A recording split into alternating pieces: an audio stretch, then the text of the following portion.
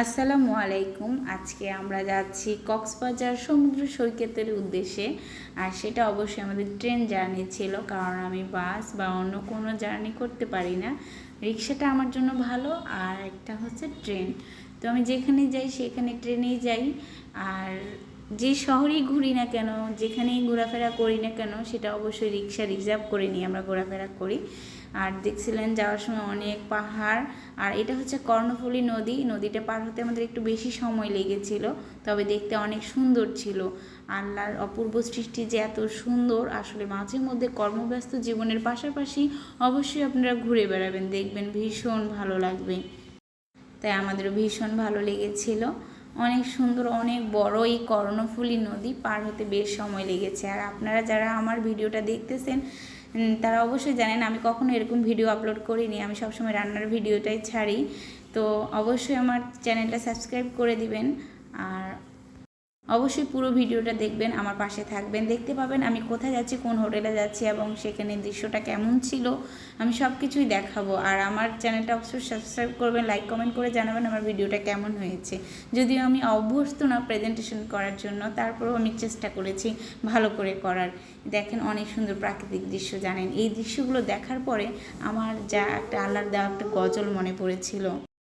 গজলটা ছিল, আকাশ সুন্দর, জমিন সুন্দর, সুন্দরে সুন্দরে পাল্লা, জানি না কত সুন্দর তুমি আল্লাহ, জানি না কত সুন্দর তুমি আল্লাহ।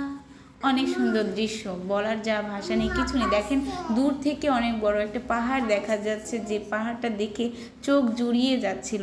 আর এই অনেক দূর পর্যন্ত এই পাহাড়গুলো দেখা যাচ্ছিল। আসলে এই চট্টগ্রামের পর থেকে জায়গাগুলো সব মনে হয় পাহাড়ি অঞ্চল। কক্সবাজারে এসে বেশিরভাগ জায়গাটা আমি পাহাড়ই দেখতে পেয়েছি। এক পাশে সমুদ্র তো এক পাশে পাহাড়। আমার পরের ভিডিওগুলোতে আপনারা সব দেখতে পাবেন আমি কোথায় কোথায় গিয়েছি। কক্সবাজারের 3টা পয়েন্ট হচ্ছে আসল পয়েন্ট, আমি সেই পয়েন্টগুলোতেও গিয়েছি এবং সবগুলো ভিডিও তুলেছি এবং সবগুলো আপনাদের সামনে দেখাবো। অবশ্যই আমার ভিডিওটা দেখবেন পুরোটাই, আর আমাকে সাপোর্ট করবেন, সবসময় আমার পাশে থাকবেন। হাতের মেহেদিটার ডিজাইনটা কেমন হয়েছে জানাবেন।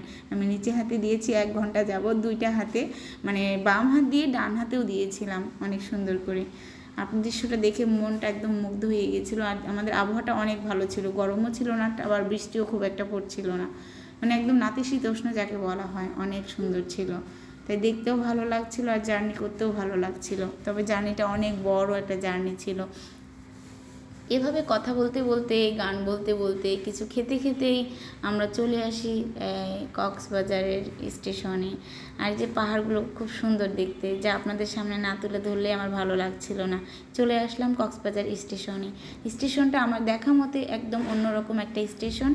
তো ভীষণ ভালো লেগেছিলো স্টেশনটা দেখে, আর এত পরিষ্কার স্বচ্ছ দেখে খুব ভালো লেগেছিলো। আমি স্টেশন থেকে নামার পরেই আমি আমার পায়ের ভিডিও তৈরি করেছিলাম, পেজের মধ্যে কিছু টিকটকে ছাড়বো তাই। তো অনেক সুন্দর জায়গাটা লেগেছিলো, আমার ভীষণ ভালো লেগেছিলো। আমার বাচ্চারা, আমার হাজব্যান্ড আমার সাথে ছিল, ওরাও অনেক আনন্দ পেয়েছে। আর স্টেশন থেকে বের হতেই একটা দেখা যায় অন্যরকম একটা ওয়েদার দেখা যায়, আর অন্যরকম একটা ভালো লাগে। আর যারা ফার্স্ট টাইম যাবেন না, তাদের তো ভীষণ ভালো লাগবে, কোনো কথাই নেই। এখানে কোনো মন খারাপ থাকার কোনো চান্স নেই। এত সুন্দর একটা জায়গা, যেটা কক্সবাজার স্টেশন থেকেই শুরু হয়ে যায় ভালো লাগা। এই যে আমার হাজব্যান্ড, আমার বাচ্চারা যাচ্ছে।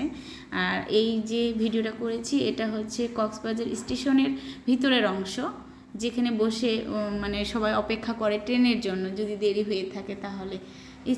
স্টেশনের এই রুমটা থেকে বের হয়েই বাইরের ওয়েদারটা অন্যরকম, দেখার মতন একটা জায়গা। আমি এরকম স্টেশন কখনো কোথাও দেখিনি, ফার্স্ট টাইম এই কক্সবাজারে আসা, তাই দেখতেও পেলাম। আপনারা যদি কখনো আসেন আপনারাও দেখবেন, অনেক ভালো লাগবে। আমার বাচ্চারা তো দৌড়ে গিয়ে একটা ঝিনুক দেখা যাচ্ছিলো, ঝিনুকে মুক্তা ছিল, সমুদ্রের এই দৃশ্যটা এখানে তুলে ধরা হয়েছে। তো আমি সেখানে গিয়ে আমার বাচ্চাদের কিছু ছবি এবং ভিডিও করে রেখেছিলাম, সেটা অনেক সুন্দর ছিল। আর তারপরে আবার আমার পায়ের কিছু ভিডিও তুলে রাখছিলাম গানের জন্য, যে টিকটকে গান দিয়ে ছাড়বো। এই যে যেটার কথা বলতেছিলাম, ঝিনুকের মধ্যে মুক্তার একটা সমুদ্রের দৃশ্য তুলে ধরা হয়েছে। এখান থেকেই শুরু হয়েছে সমুদ্র সৈকতের সৌন্দর্যের আবহাওয়া বার্তারাই দিয়েছে আর কি। অনেক সুন্দর, অনেক সুন্দর, বলার ভাষা নেই।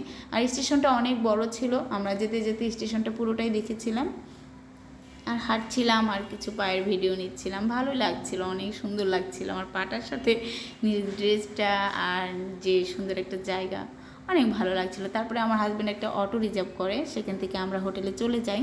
তো যাওয়ার পথে আমি স্টেশনের, অনেক বড় স্টেশনের জায়গাটা বলেছিলাম যে দেখতেই পাচ্ছেন, অনেক বড় একটা সুন্দর জায়গা, এটা আমি ভিডিও করে নিয়েছিলাম। আর আমার বাচ্চারা আমার সামনে ছিল, ওদেরকেও ভিডিওতে রেখেছি।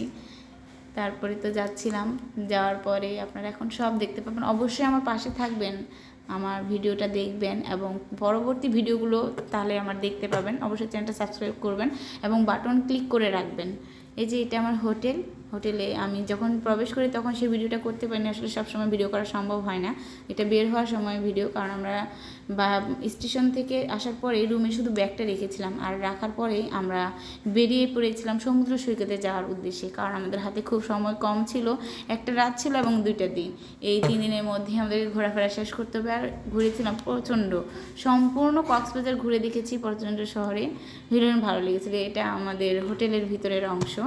আর আমরা যে বের হচ্ছি, এই যে এখন আমরা রিসিপশনে দেখতে পাচ্ছেন, এটা আমাদের রিসিপশন। এবং এই যে পাহাড়, মানে আমাদের যে আমরা রেস্টুরেন্ট মানে হোটেলে উঠেছিলাম, হোটেলের সামনে একটা বিশাল পাহাড় ছিল। সকালবেলা এই ওয়েদারটা অনেক সুন্দর ছিল। ধন্যবাদ সবাইকে।